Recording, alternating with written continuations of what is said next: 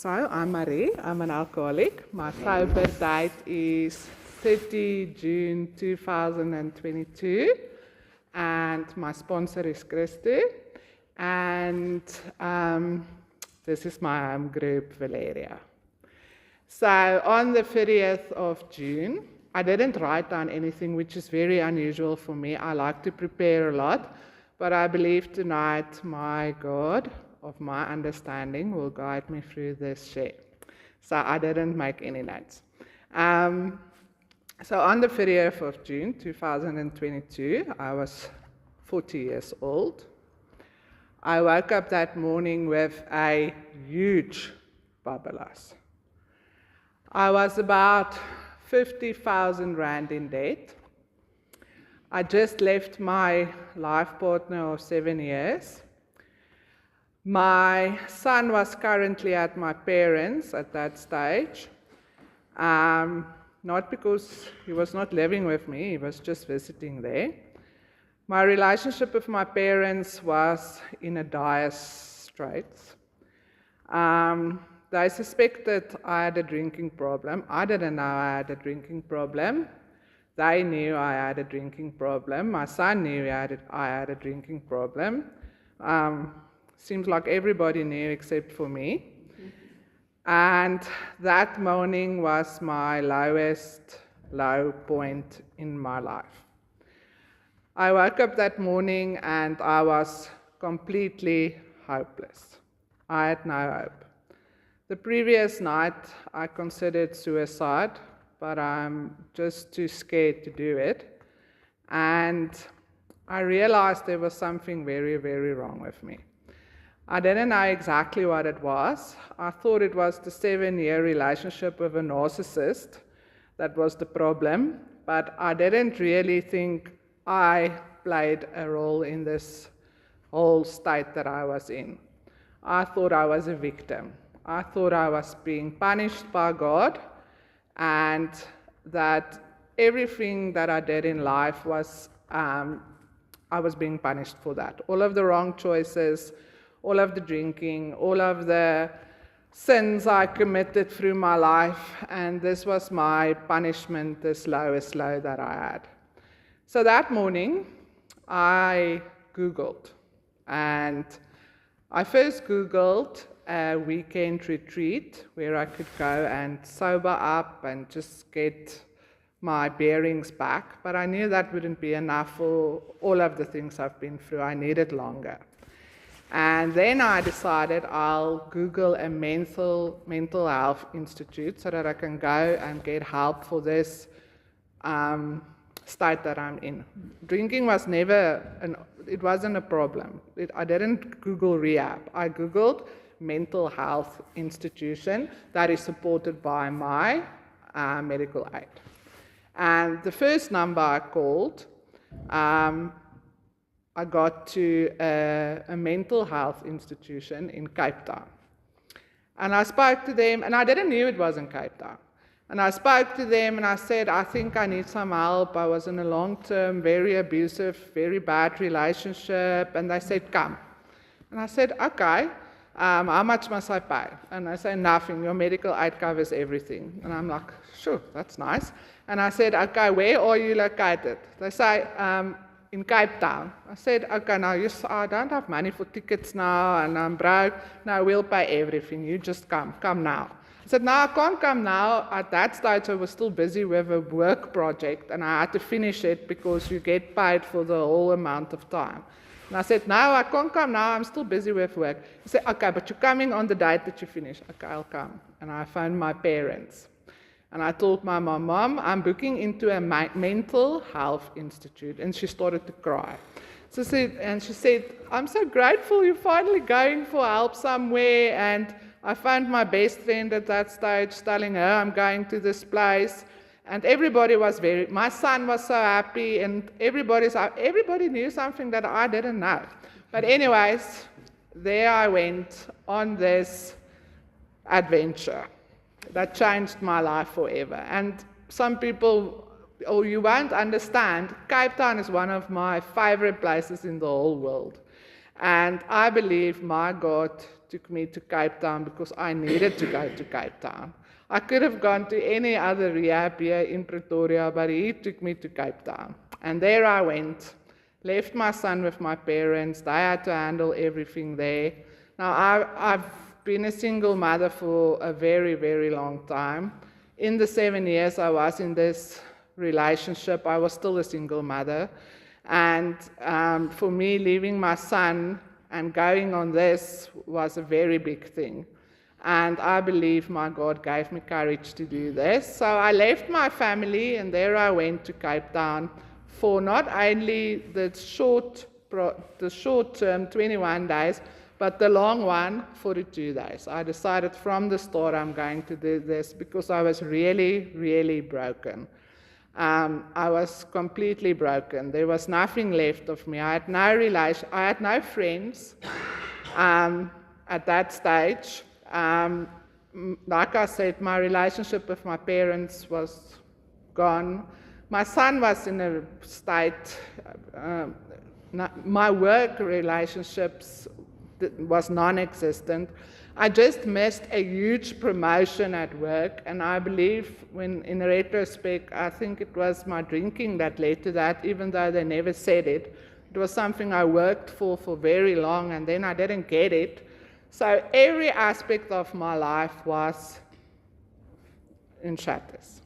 So there I arrived in Cape Town, and they came and they picked me up at the airport, and they took me to this rehab, and I was so scared. But it's a mental health institution, it's not a rehab. And when I got there, the first evening we had an AA meeting, and it was the first AA meeting ever I was in. It's the first for everything. And I went to this meeting, and I thought, how on earth do they help people with drinking and drugs and gambling problems? I couldn't think how you could help someone like that. Not me, someone else. And they read the third step, and the word God popped up. And I'm like, oh, that's how they help people. God helps people. Well, at that stage, I didn't really have a relationship with God. I blamed God for everything in my life. I believed He punished me because I made wrong decisions and sinned. So I thought I would never recover, or I would never get better because of my relationship with God. But I also decided when I climbed on that plane that from that moment on, I would be completely honest with anybody that asks me anything. And I don't know why, but it was something I believe my God of understanding planted into me.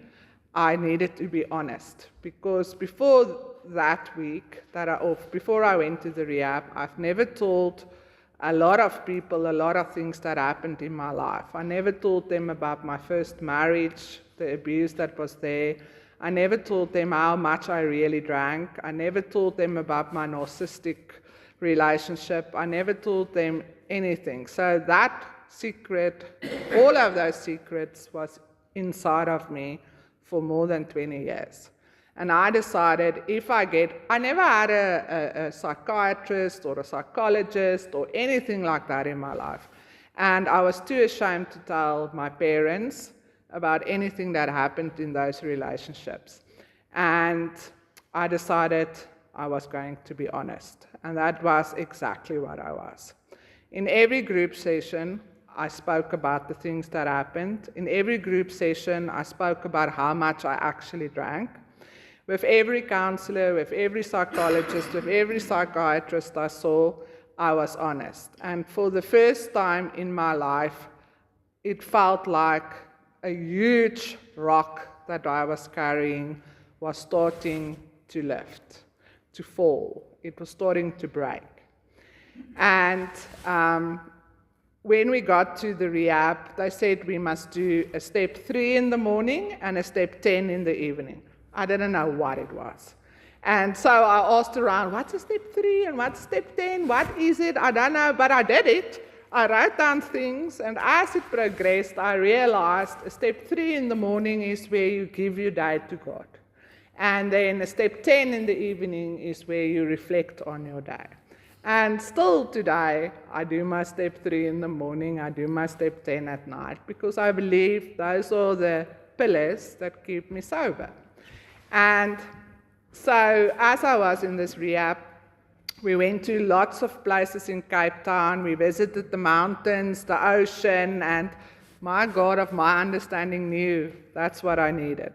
And everywhere were arum lilies. Now, an arum lily in Afrikaans is a varkoor.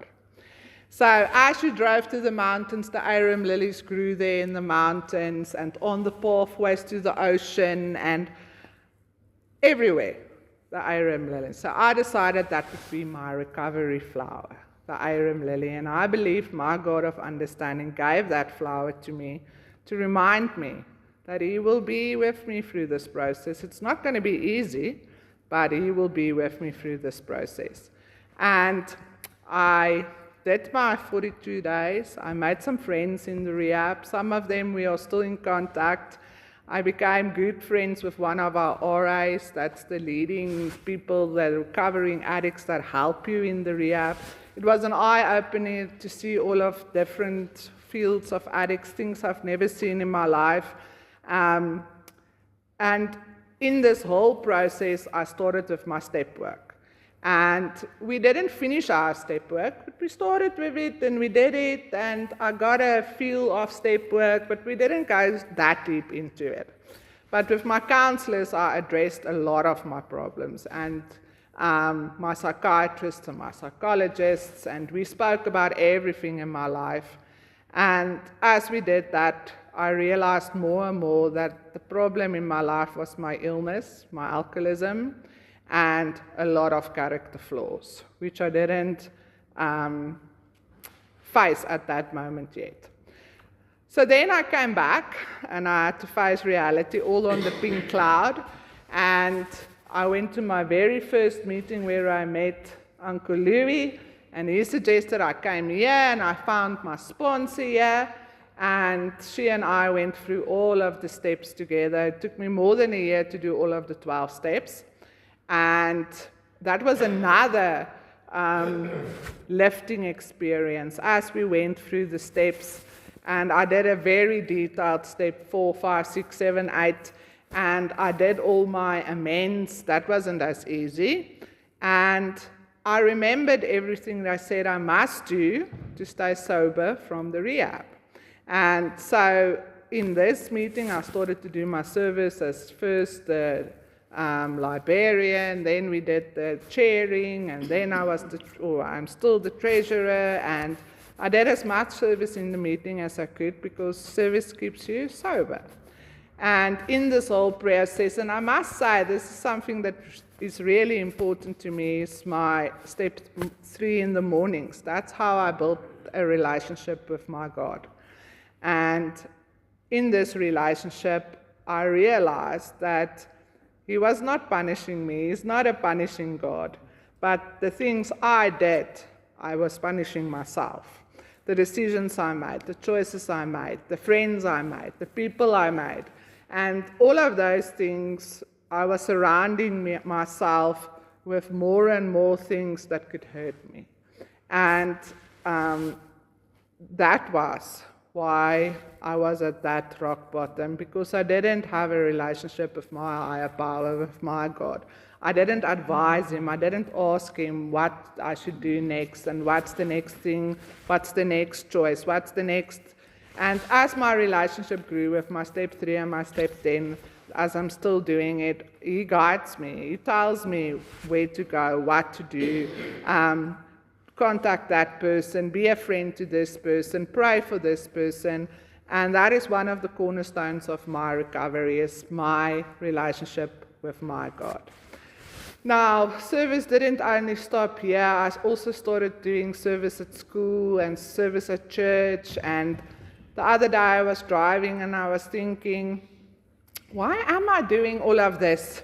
And I was reminded that service keeps us sober. And when you work with another person, even if it's not an alcoholic, it keeps you sober. I also had a few sponsors, still have one or two, and because I says the hand of I should always be there for someone in need, and that's why I come to meetings, and that's why I try to help other people's sponsors, because the hand of I always needs to be there. Relationship-wise, it was like I was reborn in the rehab. I've been working with certain people for 20 years at my job, and now only am I building new relationships. I see them with a completely different eye. They see me as a different person, and it's really like a rebirth. I'm making new relationships. My friends I made here at AA, it's invaluable. You can't put a word, I don't have a word for it, because I started with nothing, and now I'm blessed with more and more people in my life, and people that I care for and love, for friends. And I always say that I wasn't ready to be a friend, and that's why I didn't have friends. So as God works in my life, He gives me the qualities to be a friend. Through my step work, one of the most common things, I'm not lying to you, it was like weekly, I got the text of the fruit of the Spirit. Patience, kindness, don't boast, all of that, weekly. So all of those things I am working on. I'm not always successful. I still slip a lot, but I try to be those things, the fruit of the Spirit. And then let me just tie the Aram lily. When I came back from rehab, I started, even when I was there, I started to pick up 10 cents. And I pick up, still today, people, I have bottles of 10 cents. You can come and look at my house. I'm not lying. I'm not allowed to lie. So as I'm picking up these 10 cents, when I came back, maybe a month after the rehab, I tell my mom, Mom, I'm picking up 10 cents everywhere. And she says, what's on the 10 cent? And not the new one, the old 10 cent has an Aram lily on it, a varkoor. Now, if you don't believe in miracles, people, that is a miracle. At the strangest times, I pick up 10 cents. Sometimes I'm anxious, then I pick up a 10 cent. And I believe that's my God of my understanding.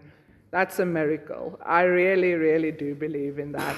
So the flower of recovery, the Aram lily, stands for new beginnings. It stands for starting new. You can go and Google that. For reincarnation, new life. And I believe that's a message that my God sends me when I pick up a 10 cents. So recovery is possible. And you can find your own higher power. You can find a relationship with your higher power, and He guides you through this. And I wouldn't have been able to do it without my home group, without my friends here. Some of you, we were here from the start, and we're still here together, and I'm so grateful that God put me here. And from that, I got my motto in life: bloom where you are planted. Bloom. Bloom at your job, bloom at your AA, bloom at your church, bloom at wherever you are. Try to find something that you can do to make a difference in people's life. And I couldn't have done this without the AA program, without my friends here, and without my God. And that's me.